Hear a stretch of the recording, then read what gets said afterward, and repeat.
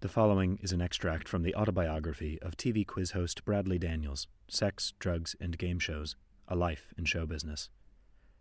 Bradley's career spans more than 30 years in show business, hosting ABC staples such as What's in My Box, Who's Behind That Door, and Where is My Pension? The latter of which was a controversial quiz assault course crossover in which recently retired pensioners fight to win a cash sum in a briefcase suspended above a pool of gunge guarded by the world's strongest men.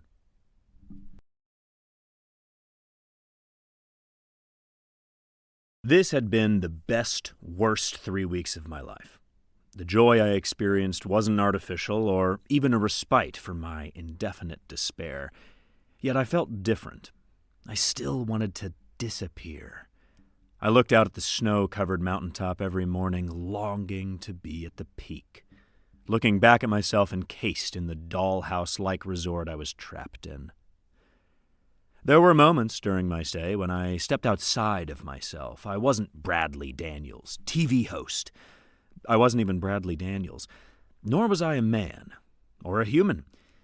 The epic spectrum of human atrocities I met at the resort was enough to force me out of myself.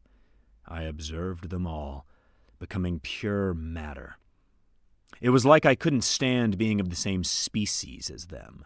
It was the opposite of empathy, where, instead of going inside a fellow human's head, I left my own in order to rid myself of the air I shared with them. Now, I am far from a misanthropist.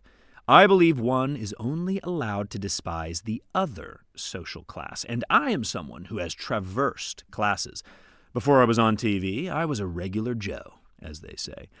I was the proletariat, the great unwashed, scum. At that time, I believed the upper classes were the enemy, to be despised, yet envied. Then I became one, and realized my bias and bitter resentment of the wealthy was more than justified. Yet here I am, at a spa for the rich and famous, to overcome an addiction to Class A drugs. It was the kind of addiction I could only dream of when I was younger. My privileged addiction had taken me to a privileged place. I was sent to the Swiss Alps to rehabilitate with Dr. Kuslova, a practitioner of spiritual healing and new agey methods of wellness treatments. I'm not a cynical guy, so I was open to the treatment. For all of my life decisions up to that point, doing anything to get on the TV, betraying people, believing in my own importance, thinking I somehow made a difference in people's lives, I realized I was no longer in control of my life. It could have been a talking dog heading my treatment, and I would have given it the time of day. I not only needed help for my addiction, but a figurative plunger to remove my head from my ass, a dose of reality. I won't bore you with the day-to-day routine at the spa. Let's just say I was more relaxed and less off the wall than usual. But the circumstances were the major factor in that. I don't think the treatment itself worked. One thing I did notice was my change in sex drive. Before the spa, I'd been hiring hookers via speed dial, yet during the long, lonely days isolated in the mountains, I didn't think about a woman once. That was the one addiction I hadn't told them about before arriving at the spa, though it seemed to take care of itself. Maybe it wasn't an addiction. Perhaps I just enjoyed no-strings-attached sex with women who role-played as mysterious international playgirls who, in reality, were just heavily made-up bulimics from Pittsburgh, putting on a vague Eastern European accent. These were the kind of sobering thoughts that came to me during my stay. I felt like Scrooge. I dreamt I was identifying all of my past hookups in a lineup. They looked like the cast of Seven Dwarves in some twisted, adults-only Snow White. I don't know why they were all small. Maybe I didn't realize how small they were without heels on.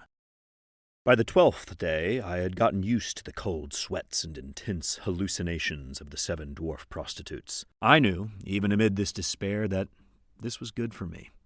I felt like I was a contestant on Survivor. I would be reborn from this, grateful for the small things in life and less decadent.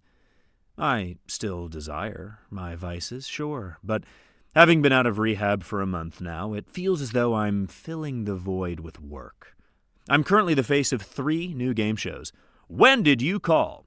Who Knows Best? And Why Don't You Show Me Who's Boss?